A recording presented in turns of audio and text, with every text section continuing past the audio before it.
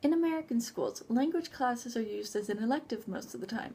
However, there is a reason for these classes, especially Spanish, to become required. America takes pride in calling ourselves a melting pot, a place where anyone, any race or religion can live and succeed. This includes people coming from South America.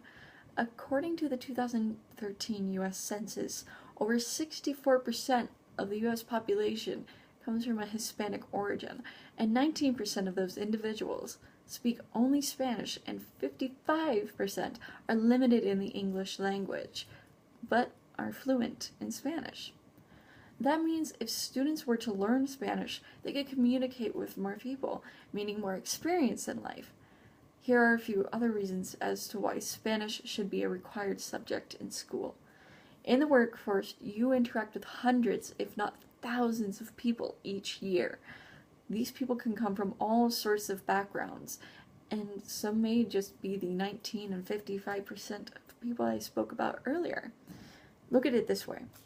If you were working at the front desk of a hospital, what would you do if someone came up to you asking you questions in a language you couldn't understand? Yes, there are ways you could find out what they're saying, but wouldn't it be easier to understand the person and respond in a way that they could also understand quickly?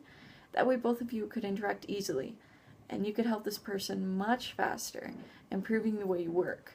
And while on the topic of jobs, who would you hire? If someone who knows one language or someone who knows two or more?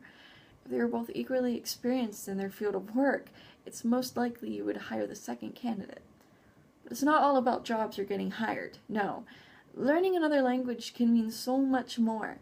Imagine the comfort someone can find when another understands their language in a strange place when no one else can.